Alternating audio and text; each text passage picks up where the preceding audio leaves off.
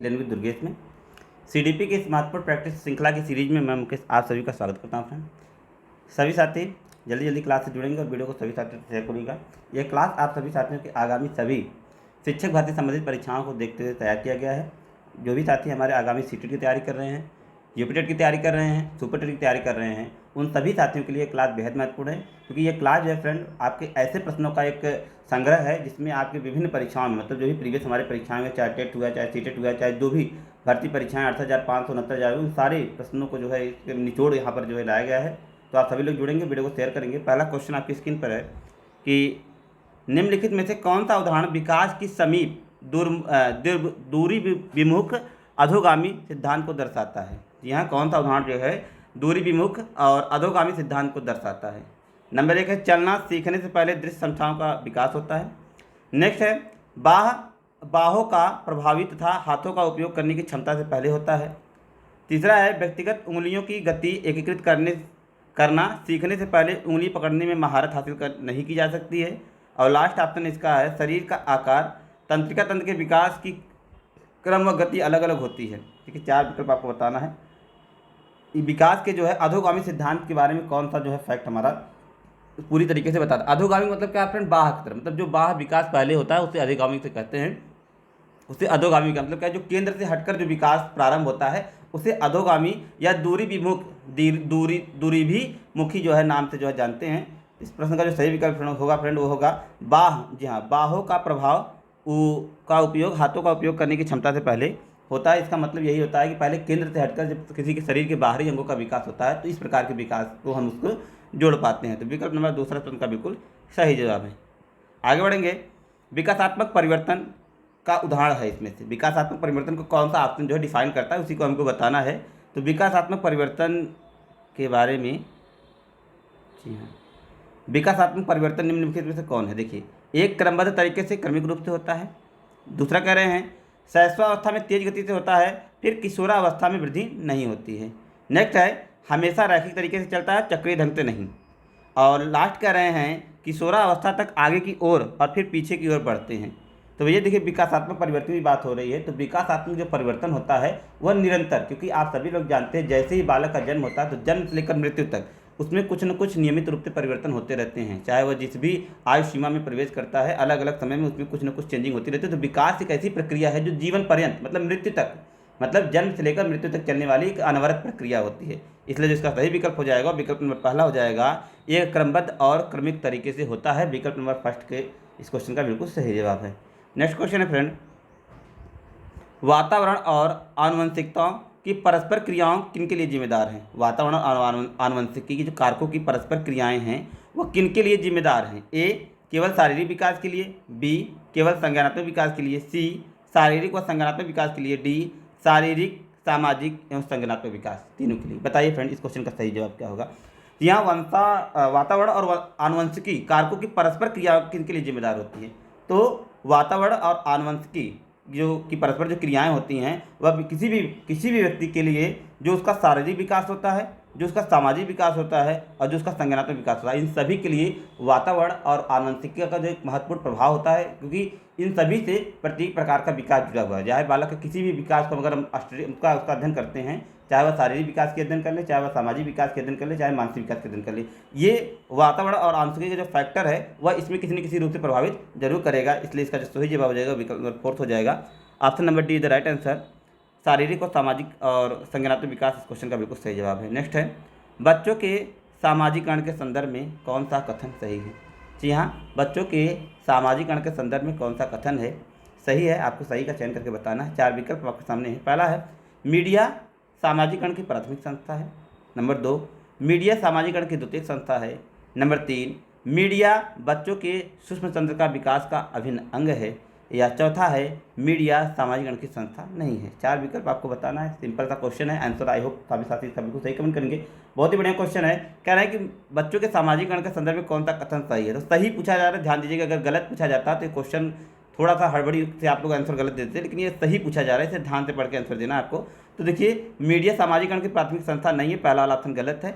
सामाजिकरण की द्वितीय संस्था, ये जवाब बिल्कुल सही है और यही हमारे इस क्वेश्चन का बिल्कुल सही है। मीडिया जो है वह सामाजिकरण की द्वितीय संस्था के रूप में कार्य करती है। विकल्प नंबर 4 इस क्वेश्चन का जो है दूसरा इस क्वेश्चन का बिल्कुल सही जवाब हो जाएगा, क्योंकि सामाजिकरण की जो प्राथमिक संस्था के रूप में हम परिवार को रखते हैं। घर परिवार जो होता है बालक के, वह सामाजिकरण की प्रथम एजेंसी के रूप में जाना जाता है और द्वितीय एजेंसी में विद्यालय, मीडिया, समाज, ये सब सारे द्वितीय एजेंसी के थ्रू आते हैं। तो विकल्प नंबर दूसरा इस प्रश्न का बिल्कुल सही जवाब है। आगे बढ़ेंगे फ्रेंड।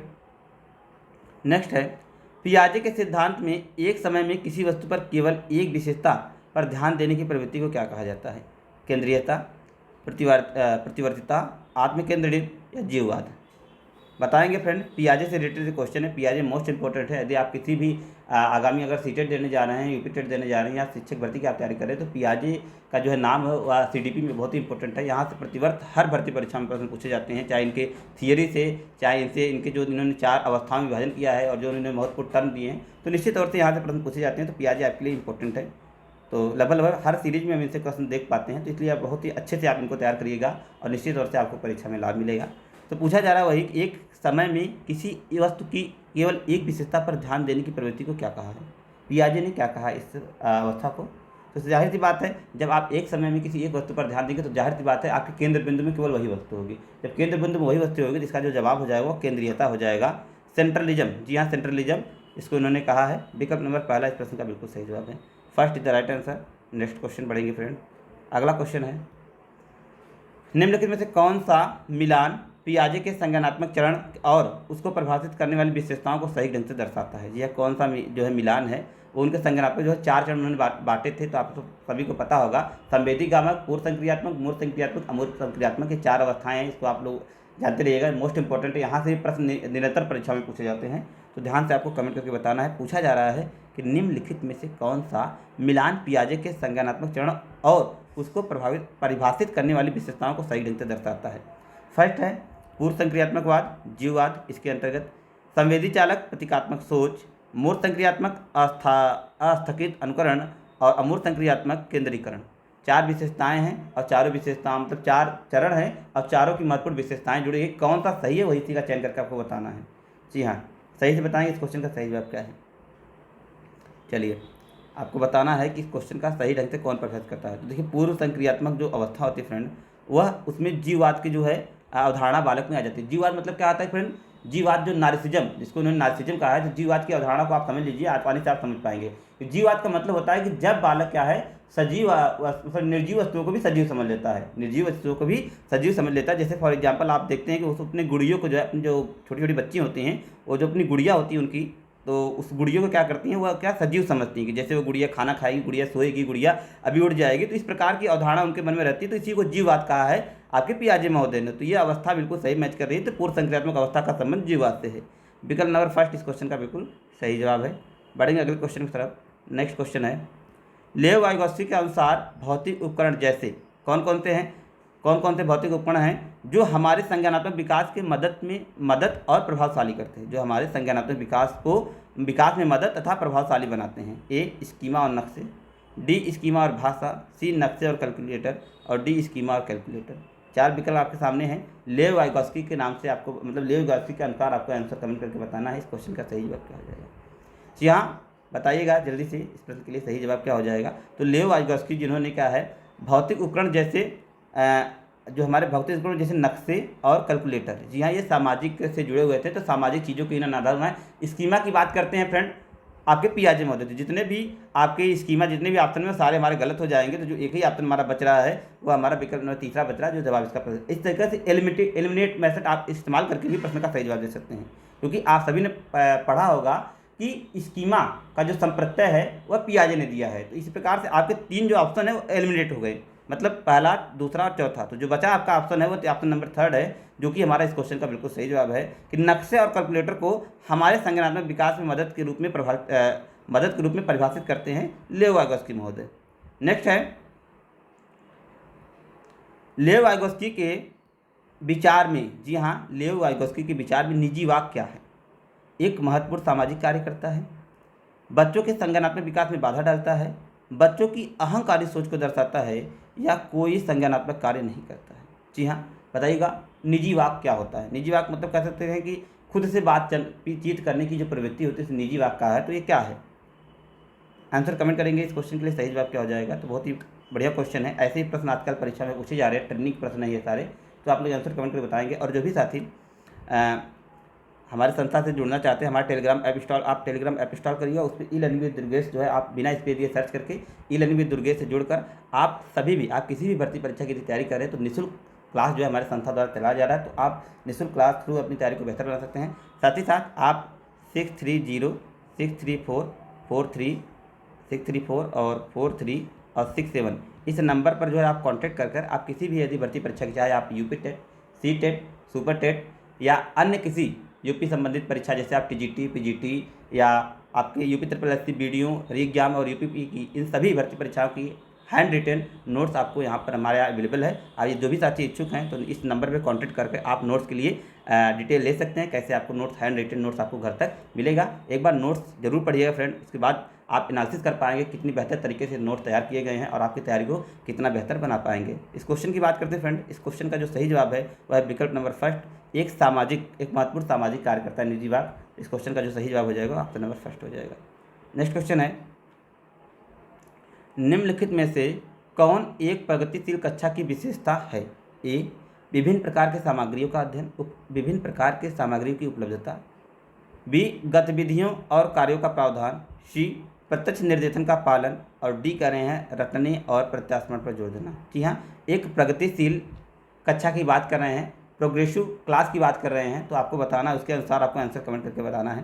तो देखिए रटने और प्रत्यास्मरण की बात तो बिल्कुल गलत है, निगेटिव टैग वर्ड इसको पहले ही काट देंगे। तो जहाँ जहाँ ऑप्शन में नंबर 4 दिख रहा है वो वाला ऑप्शन हमारा तो गलत हो गया। जी हाँ, नंबर 4 वाला ऑप्शन तो हमारा देखिए दूसरा गलत हो गया, चौथा गलत हो गया और तीसरा गलत हो, बचा तो नंबर 2। देखिए इस प्रकार से, देखिए कितने आसानी से प्रश्नों को हल कर पा रहे हैं। तो इसी प्रकार से आपको भी इस तकनीकी को अपनाना है और परीक्षा में 100% देके आना है। तो विकल्प नंबर फर्स्ट इस क्वेश्चन का बिल्कुल सही जवाब हो जाएगा। नेक्स्ट है, निम्नलिखित में से कौन कोहल वर्ग के चरणों का उनके अंतर्निहित सिद्धांतों के साथ सही सुमिलित युग्म है। फर्स्ट है सार्वभौमिक नैतिक अभिन्यास, सजा से बचाव। दूसरा है अच्छा लड़का अच्छी लड़की अभिन्यास, आदर्श पारस्परिकता। तीसरा है कानून व्यवस्था का अभिन्यास, एहसानों का एक समान आदान प्रदान। और नंबर 4 है सामाजिक अनुबंधन अभिन्यास, विवेक के स्वयं चुने हुए नैतिक सिद्धांत। यहाँ कौन सा सही मेल खाता है उसी को आपको बताना है। तो यहाँ पर जो फ्रेंड सही इनकी जो सही मेल खा रहा है वो आपका है फ्रेंड विकल्प नंबर 2, अच्छा लड़का अच्छी लड़की की जो अवधारणा होती है वह आदर्श पारस्परिकता में के गुणों के अंतर्गत दिखाई देती है, जिन्होंने कैटेगराइज किया है अपने चरणों में जो है बांटा इन्होंने, तो उसके अंतर्गत ये आदर्श जो पारस्परिकता है। तो देखिए 3 महत्वपूर्ण चरण थे और उसके बाद 6 सब चरण थे। मतलब क्या है कि 3 महत्वपूर्ण पार्ट और 6 और उसके सब पार्ट में इन्होंने डिवाइड करके जो है अपना अध्ययन किया था। तो लॉरेंस कोहलबर्ग को जो है वह नैतिक विकास के सिद्धांत का जनक माना जाता है। इन्होंने मॉरलिटी से संबंधित थियरी दिया है। तो विकल्प नंबर दूसरा इस प्रश्न का बिल्कुल सही जवाब है। देखिए जहाँ भी नैतिकता की बात होती है आप कोहलबर्ग को याद रखेंगे, निश्चित तौर से जवाब आपके सही होंगे। आगे बढ़ेंगे, समावेशन को बढ़ावा देने के लिए क्या आवश्यक है। जी हाँ, समावेशन को बढ़ावा देने के लिए क्या आवश्यक है। लचीला पाठ्यक्रम, गम्य इमारतें, योग्यता के आधार पर विद्यार्थियों का पृथक्करण, या प्रतियोगिता केंद्रित शिक्षा शास्त्र। जी हाँ, समावेशन के लिए क्या आवश्यक है आपको बताना है फ्रेंड। 4 आपके देखिए 4 यहाँ पर फैक्ट दिए गए हैं। इन 4 फैक्ट में से कौन कौन चीज़ें जो हैं आपके आवश्यक हैं। पहला विकल्प हमारा पहला और तीसरा, दूसरा विकल्प है पहला और तीसरा, और तीसरा विकल्प है पहला और चौथा, और चौथा विकल्प है तीसरा और चौथा। बताइएगा इस क्वेश्चन का सही जवाब क्या होगा। समावेशन के लिए कौन सी चीज़ें आवश्यक हैं। देखिए समावेशन के लिए सबसे पहले लचीला पाठ्यक्रम होना चाहिए, क्योंकि लचीला पाठ्यक्रम यदि रहेगा तो आसानी से बच्चे क्या करेंगे, अपने आप को जो है पाठ्यक्रम के साथ जोड़कर अपने अध्ययन को जो है कंटिन्यू कर पाएंगे। अगर पाठ्यक्रम जटिल रहेगा तो उनको उस पाठ्यक्रम के साथ जुड़ने में समय लगेगा, यदि कठिनाई होगी तो चीज़ों को सीखने में अपने आप को सही व्यवस्थित महसूस नहीं कर पाएंगे। नेक्स्ट है गम इमारतें। तो देखिए गम इमारतें भी बिल्कुल सही है। गम मतलब सुगम, यहाँ गम का मतलब सुगम इमारतें। इमारतें का मतलब जैसे कहते हैं ना कि एक वातानुकूलित होनी चाहिए, वहाँ का जो मतलब एटमॉस्फेयर होना चाहिए वह क्या हरा भरा होना चाहिए, मतलब पढ़ाई योग्य माहौल वहाँ क्रिएट होना चाहिए, जिससे बच्चे आसानी से उस माहौल में अपने आप को रख कर अध्ययन अध्यापन का कार्य कर सके। तो जो बातें बहुत ही महत्वपूर्ण फैक्ट हैं जो है ये रखती हैं समावेशन में बढ़ावा देने के लिए, मतलब बच्चे को एडजस्टमेंट के लिए ये जो फैक्ट होते हैं बहुत ही महत्वपूर्ण तरीके से काम करते हैं। बाकी योग्यता के आधार पर ये तो मायने नहीं रखता है, क्योंकि ये सब चीज़ें तो बाद की बात होती हैं। लेकिन पहले जो महत्वपूर्ण जो कारक होते हैं वो आपका लचीला पाठ्यक्रम और गम इमारतें होती हैं। इसलिए विकल्प नंबर पहला इस प्रश्न का बिल्कुल सही जवाब हो जाएगा। आगे नेक्स्ट है, दोहराव और बार बार किए जाने वाला व्यवहार निम्नलिखित में से किसकी विशेषता है। इंपॉर्टेंट क्वेश्चन है फ्रेंड, आंसर कमेंट करके बताएंगे इस क्वेश्चन का सही जवाब क्या है। स्वलीनता, गुणज वैकल्य, पठन वैफल्य और दृष्टिबाधित। जी हाँ, बताइएगा दोहराव और बार बार किए जाने वाला व्यवहार किस प्रकार की विशेषता को दर्शाता है। आंसर कमेंट करके बताएंगे इस क्वेश्चन का सही जवाब क्या है। जल्दी से बताएंगे इस प्रश्न के लिए सही विकल्प क्या होंगे। जी हाँ, देखिए दोहराव और बार बार जो किए जाने वाला व्यवहार होता है इसको हम लोग क्या बोलते हैं, ऑटिज्म बोलते हैं। इंग्लिश में इसको ऑटिज्म बोला जाता है। देखिए जब कभी भी आपको प्रश्न में थोड़ा सा संदेह हो तो एक बार उसका इंग्लिश टर्म जरूर देख लीजिएगा, हो सकता है आप प्रश्न के सही विकल्प को चयन कर लें, क्योंकि इंग्लिश में कुछ चीज़ें बहुत ही आसान हो जाती हैं। तो इंग्लिश और हिंदी दोनों चीज़ें आप देखेंगे तो उससे आपको प्रश्न हो सकता है आप हिंदी में ना समझ कर इंग्लिश में उसका, जैसे पठन वैफल्य क्या होता है, डिसकैलकुलिया होता है, डिसलेक्सिया होता है। पठन वैफल्य को हिंदी में क्या, इंग्लिश में क्या बोलते हैं, डिसलेक्सिया बोलते हैं, तो आप जानते होंगे। और गुणज वैफल्य को डिसकैलकुलिया। ठीक, तो इस तरीके से आप इन सब टर्म को जो है इंग्लिश में अच्छे तरीके से समझते हैं। तो एक बार जरूर इस तरीके से आप अभ्यास करिए। जैसे यह स्वालीनता को ऑटिज्म बोला जाता है इंग्लिश में, और यही इस क्वेश्चन का बिल्कुल सही जवाब है। मतलब दोहराव और बार बार किए जाने वाला जो व्यवहार होता है वो ऑटिज्म या स्वालीनता के अंतर्गत रखा जाता है। इसलिए विकल्प नंबर फर्स्ट इस क्वेश्चन का बिल्कुल सही जवाब है। नेक्स्ट है, निम्नलिखित में से कौन सा विकल्प उन विद्यार्थियों के समावेशन में मदद करेंगे जिन्हें ध्यान न्यूनता अतिक्रियाशीलता में विकार है। बताइए कौन सा जो व्यवहार है उन विद्यार्थियों, मतलब ऐसे विद्यार्थियों के अध्ययन में मदद करेगा, लर्निंग मतलब सीखने में मदद करेगा जिनको ध्यान तथा न्यूनता की अतिशीघ्रता में विकार है। मतलब कहने का मतलब पूरी तरीके से उनको क्या है, जो है आंशिक दोष है, आंतरिक दृष्टि दोष है, मतलब ध्यान से वो चीज़ों को देख नहीं पाते हैं। ए, कार्य को छोटे छोटे प्रबंधनीय भागों में तोड़ना। बी, लंबे और दोहराव वाले कार्य दत्त देना। सी, कक्षा में विकर्षण बढ़ाना। और डी कह रहे हैं कक्षा में संलग्न विधि से तरीकों को प्रतिबंधित करना। बताइए भाई, कह रहे हैं कि ध्यान न्यूनता मतलब अल्प रूप से दिखाई देने वाले बालक के लिए आपको मदद वाली चीज़ यहाँ पर देखनी है। ध्यान से बताइएगा इस क्वेश्चन का सही जवाब क्या है। इंपॉर्टेंट क्वेश्चन है। जब इस प्रकार के बच्चे को जो है, अगर ऐसी समस्या से बच्चा विकृत है और इस प्रकार की समस्या उसे है, तो हम क्या करेंगे फ्रेंड, कार्यों को छोटे छोटे और प्रबंधनीय भागों में यदि हम उसको तोड़ के करवाएंगे तो आसानी से कर पाएगा। एक साथ बड़ा अगर टास्क हम उसको देते हैं तो उसको कर नहीं पाएगा वो। तो विकल्प नंबर पहला इस प्रश्न का बिल्कुल सही जवाब है। आगे है नेक्स्ट क्वेश्चन, उस विद्यार्थी के सफल समावेशन के लिए जो आर्थिक रूप से कमजोर वर्ग से है, एक शिक्षिका को क्या करना चाहिए। मतलब आर्थिक रूप से वो कमज़ोर वर्ग से बिलोंग करता है, मतलब एक उसकी जो पृष्ठभूमि है वह मतलब आर्थिक रूप से वो कमज़ोर है। इस प्रकार का बालक यदि कक्षा में आता है उसके लिए शिक्षिका को क्या महत्वपूर्ण कदम उठाना चाहिए, मतलब क्या कार्य करना चाहिए।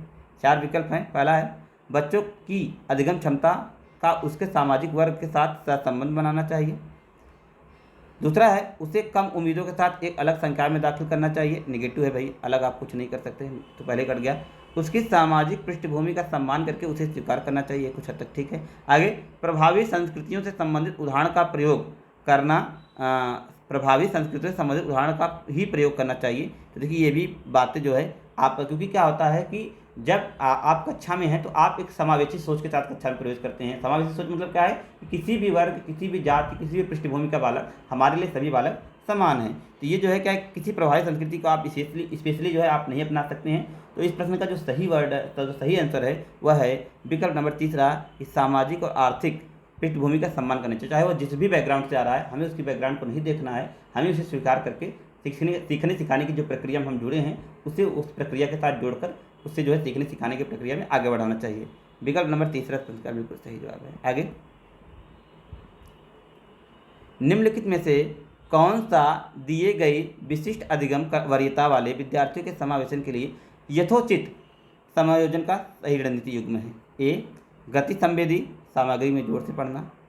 दूसरा है श्रवण, पुस्तकों और नोट्स के मुख्य अंशों को चिन्हित करना। डी, स्पर्शनीय सामग्री के मौखिक सारांश के लिए पूछना। और उसके बाद चौथा ऑप्शन है दृश्य, विषय वस्तु को व्यवस्थित तरीके से मानचित्र के चार्ट का उपयोग करना। बताइए इस क्वेश्चन का सही विकल्प क्या है। ध्यान से आंसर कमेंट करेंगे इस क्वेश्चन के लिए सही विकल्प क्या होगा, कि कौन सा विकल्प दिए गए विशिष्ट अधिगम वरीयता वाले विद्यार्थियों के समावेशन हेतु यथोचित संयोजन रणनीति का सही युग्म है। जी हाँ, इस क्वेश्चन का जो सही विकल्प होगा फ्रेंड वह विकल्प नंबर 4 होगा कि दृश्य विषय वस्तु को व्यवस्थित करने के लिए मानचित्र और प्रवाह चार्ट का उपयोग करना यह सबसे सही विधि है, सबसे सही व्यवस्था है आपके एक विद्यार्थियों के सफल समावेशन के लिए। विकल्प नंबर 4 इस प्रश्न का बिल्कुल सही जवाब है। आगे बढ़ेंगे। ये कथन कारण का क्वेश्चन है, ध्यान से पढ़ के आपको आंसर कमेंट करना है। यदि आप जल्दबाजी करेंगे तो क्वेश्चन गलत हो जाएगा। चलिए ध्यान से क्वेश्चन पढ़ते हैं। अधिगम में बच्चों द्वारा देखे और अनुभव किए गए तथ्यों के बीच संबंध स्थापित करने की प्रक्रिया शामिल है। नेक्स्ट, इसके लिए कारण क्या है? बच्चे रैखिक तरीके से सीखते हैं, न कि चक्रीय तरीके से। सही विकल्प चुनिए। क्या पहला कह रहा है ए आर दोनों सही है और आर ए की सही व्याख्या करता है। दूसरा, आर ए दोनों सही है लेकिन आर ए की सही व्याख्या नहीं करता है। तीसरा, ए सही है आर गलत है। और चौथा, ए आर दोनों गलत हैं। आपको बताना है दोनों कथन, आपने कथन भी पढ़ लिया, आपने कारण भी पढ़ लिया, अब आपको आंसर कमेंट करके बताना है इस क्वेश्चन का सही जवाब क्या है। जी हाँ, देखिए, अधिगम के द्वारा बच्चे देखे और अनुभव किए गए तथ्यों के बीच संबंध स्थापित करने की प्रक्रिया शामिल है। ये बात तो बिल्कुल सही है। बच्चे रैखिक तरीके से सीखते हैं, यहीं भी गलत हो गया। बच्चे रैखिक तरीके से नहीं बल्कि चक्रीय तरीके से सीखते हैं, ये चीज़ तो यह गलत हो गया यहाँ पर। इसका मतलब ए सही है और आर गलत है, तो विकल्प नंबर तीसरे के साथ जाएंगे। जवाब हमारा सही है, ए सही है बट आर गलत है।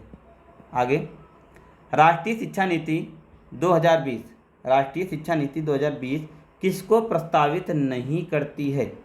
यह सीखने की कैसे सीखना है, विषय वस्तु में बढ़ोतरी, 360 डिग्री समग्र प्रगति रिपोर्ट कार्ड और मानवीकृत पाठ्यचर्या और शिक्षा शास्त्र व मूल्यांकन। 4 आपके सामने दिए गए हैं, पहला, दूसरा और चौथे, और पहला और तीसरा, दूसरा, तीसरा और चौथा, और पहला, दूसरा और चौथा।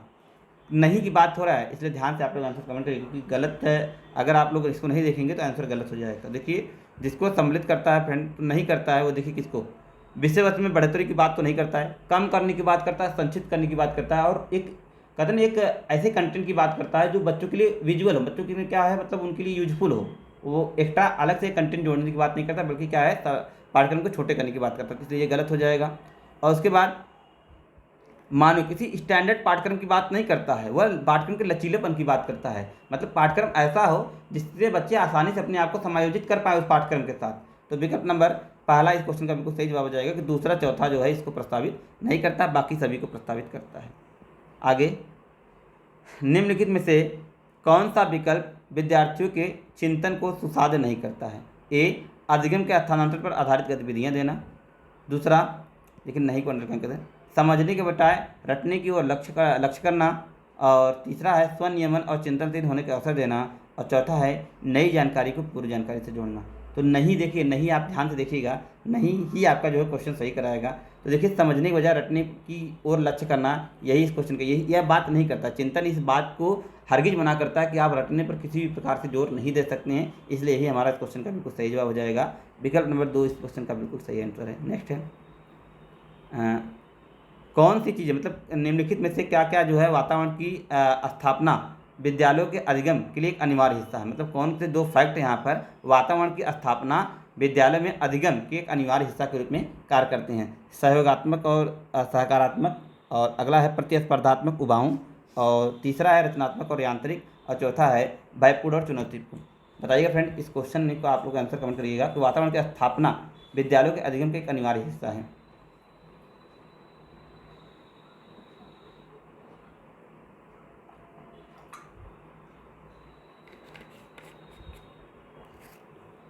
क्वेश्चन का सही जवाब है वह आपका ऑप्शन नंबर 5 कि सहयोगात्मक और जो सकारात्मक वातावरण है वह किसी भी विद्यालय के स्थापना के एक महत्वपूर्ण उपागम के रूप में काम करता है, वह एक अनिवार्य हिस्सा होता है। क्योंकि यदि बच्चों को सहयोगात्मक व्यवहार जो है विद्यालय में नहीं मिलता है तो अपने आप को विद्यालय में असहज महसूस करते हैं।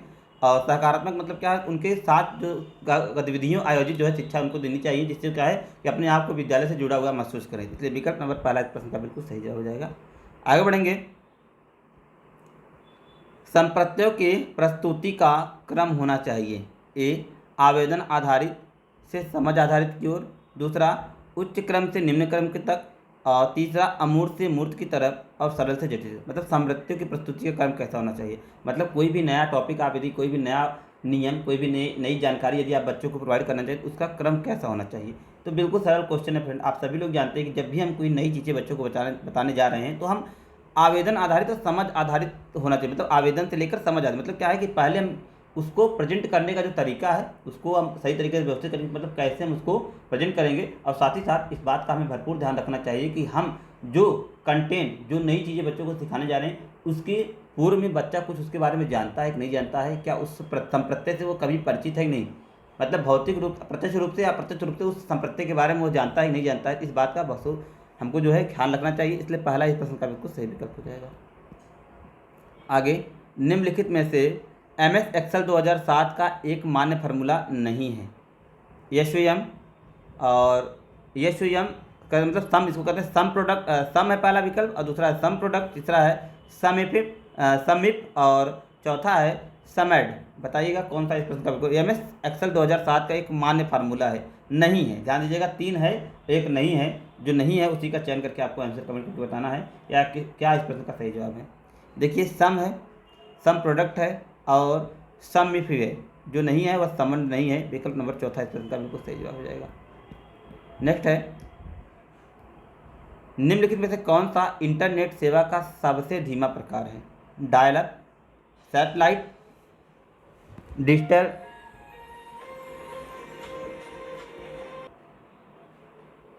पूछा जा रहा है कौन सा इंटरनेट सेवा का सबसे धीमा प्रकार है। फर्स्ट है डायल अप, सेकंड है सैटेलाइट, थर्ड है डिजिटल सब्सक्राइबर लाइन और फोर्थ है 3G और 4G सेवा।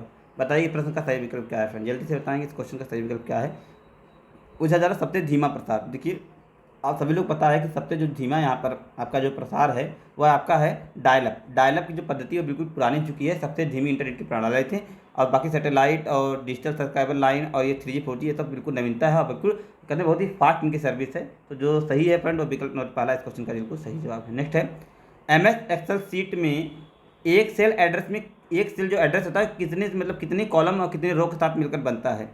सेल के कॉलम और रो, सेल के कॉलम और सेल की रो और वर्कशीट की संख्या। बताइए, एक सेल एड्रेस होता है वो किससे मिलकर बनता है। MS एक्सेल में जो एक सीट होती है, सीट मतलब जो कागज़ होता है वह किससे किससे मिलकर बनता है, कितने रो कितने कॉलम उसमें होते हैं आपको बताना है। तो जो MS एक्सेल की एक सीट होती है फ्रेंड, वह आपके सेल के रो और कॉलम से मिलकर बनती है। तो विकल्प नंबर पहला इस प्रश्न का बिल्कुल सही जवाब हो जाएगा। सेल के रो और कॉलम से ये मिलकर बनती है। आगे, MS वर्ड 2007 के डॉक्यूमेंट में हाइपरलिंक प्रविष्ट करने के लिए निम्नलिखित से किस कीबोर्ड को शॉर्टकट का इस्तेमाल किया जाता है। देखिए, हाइपरलिंक को प्रविष्ट करने के लिए जिस शॉर्टकट का इस्तेमाल हम लोग करते हैं वह है आपका विकल्प नंबर फर्स्ट Ctrl+K का। जी हाँ, Ctrl+K का इस्तेमाल करते हैं हाइपरलिंक, हाँ, डॉक्यूमेंट के हाइपरलिंक प्रविष्ट कराने के लिए। विकल्प नंबर पहला इस प्रश्न का बिल्कुल सही हो जाएगा। नेक्स्ट है ओमनी बॉक्स। ओमनी बॉक्स लागू करने वाला पहला वेब ब्राउज़र था Mozilla Firefox, Google Chrome, safari या लाइनेक्स। बताइएगा, ओमनी बॉक्स लागू करने वाला पहला वेब ब्राउज़र कौन था। तो ओमनी बॉक्स लॉन्च करने वाला जो पहला वेब ब्राउज़र था गूगल क्रोम। जी हाँ, गूगल क्रोम एक पहला वेब ब्राउज़र था जिसने ओमनी बॉक्स लॉन्च किया था। विकल्प नंबर दूसरा इस प्रश्न का बिल्कुल सही जवाब है। नेक्स्ट है, किसने बहुविमानत्व प्रज्ञा का संप्रत्यय दिया। बहुविमानात्मक प्रज्ञा का संप्रत्यय दिया। गोलमैन, स्पीयरमैन, जॉन मेयर या गार्डनर। बताइएगा इस प्रश्न का सही विकल्प क्या हो जाएगा। किसने बहुविमानात्मक प्रज्ञा का संप्रत्यय दिया। जी हाँ, बहुत ही इंपॉर्टेंट क्वेश्चन है। तो बहुविमानात्मक जो मतलब बहुविमानात्मक का मतलब बहुबुद्धि का जो संप्रत्यय दिया है, तो बहुबुद्धि का मतलब आप समझ गए होंगे कि बहुबुद्धि का संप्रत्यय गार्डनर दिया था, हॉबर्ट गार्डनर थी। इसलिए विकल्प नंबर चौथा इस प्रश्न का बिल्कुल सही जवाब हो जाएगा। नेक्स्ट है, डिस्लेक्सिया किस प्रकार की अधिगम अक्षमता है। डिस्लेक्सिया का जो संबंध है फ्रेंड वह पढ़ने से है, पठन संबंधित यह अक्षमता है। इसलिए विकल्प नंबर फर्स्ट इस क्वेश्चन का बिल्कुल सही हो जाएगा, यह पठन संबंधित अक्षमता है। नेक्स्ट है, निम्न में से क्या एक समावेशी कक्षा की भूमिका नहीं है। बच्चों की आवश्यकता के अनुरूप बैठने की पर्याप्त व्यवस्था करनी चाहिए। शिक्षक को निःशक्त बच्चों पर ध्यान नहीं देना चाहिए। और डी है, शिक्षक को बच्चों को प्रोत्साहित नहीं करना चाहिए, प्रोत्साहित करना चाहिए। और नंबर फोर्थ है, शिक्षक को सीखने में अक्षम को अतिरिक्त समय देना चाहिए। मतलब कौन सी भूमिका नहीं होती है शिक्षक की, तो उसी को आपको बताना। नहीं को ध्यान से देखिएगा, उसके बाद आंसर कमेंट करिएगा। तो देखिए भैया, निःशक्त बच्चों पर ध्यान नहीं देती, ये बात बिल्कुल गलत है। तो यही इसका हमारा सही जवाब हो जाएगा। मतलब इस क्वेश्चन का सही जवाब है तो ये नेगेटिव पार्ट, लेकिन हमारे क्वेश्चन जो हमारा नेगेटिव पूछा जाए, इसलिए यही हमारा बिल्कुल सही जवाब हो जाएगा कि भाई निःशक्त बच्चों पर आप निश्चित तौर से ध्यान देना चाहिए, नहीं ध्यान देने वाली बात ही गलत है। तो दूसरा इस प्रश्न का बिल्कुल सही जवाब है। नेक्स्ट है, कक्षा में बच्चों को प्रश्न पूछने के लिए हतोत्साहित करना चाहिए, गलत बात। प्रेरित करना चाहिए, बिल्कुल सही बात है।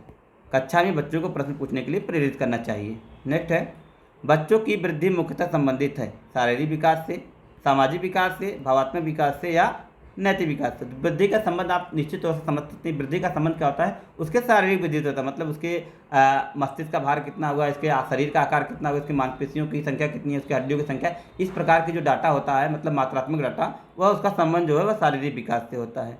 नेक्स्ट है, मानव का विकास प्रारंभ होता है। इस प्रश्न को हम लोग पिछले सीरीज में भी हल कर चुके हैं कि जो मानव का विकास होता है, और किसी भी मानव का विकास वह गर्भावस्था, मतलब जब बालक माँ के गर्भ में प्रवेश करता है तभी से उसका विकास प्रारंभ हो जाता है और मृत्यु तक विकास की प्रक्रिया चलती रहती है।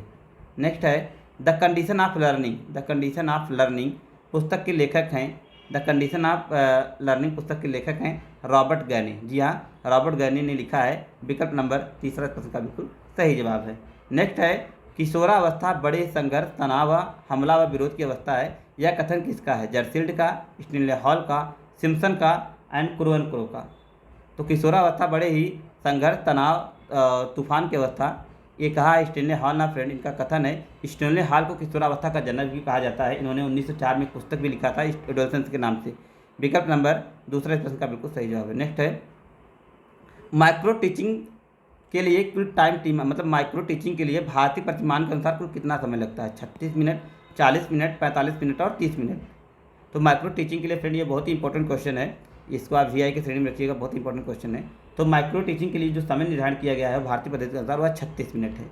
जी हाँ, 36 मिनट इस क्वेश्चन का बिल्कुल सही विकल्प है। Option number first is the right answer. Next है, सीखने का पठार की प्रक्रिया मुख्यतः अभिलक्षण है जो उस स्थिति को प्रकट करता है जिसमें सीखने की प्रक्रिया में कोई भी उन्नति नहीं होती। भाई कोई भी उन्नति नहीं होती, ऐसा कथन कहने वाले हैं फ्रेंड। इनका जो नाम है वह है रॉस। रॉस का मतलब कहना है कि सीखने का पठार से तात्पर्य सीखने की प्रक्रिया में मुख्य अभिलक्षण है जो उस स्थिति को प्रकट करता है जो सीखने की प्रक्रिया में कोई भी उन्नति नहीं दिखाता है। मतलब उस तरीके से क्या होता है, जब बालक में किसी प्रकार की उन्नति नहीं होती है, उस प्रक्रिया को रॉस ने सीखने के पठार की संज्ञा दी है। इसलिए विकल्प नंबर तीसरा प्रश्न का बिल्कुल सही जवाब हो जाएगा। तो ये था आज का क्लास फ्रेंड आप लोगों का। आई होप आप लोगों ने क्लास को एंजॉय किया होगा। मिलेंगे नेक्स्ट लेक्चर में, तब तक के लिए best of luck, thank you, good.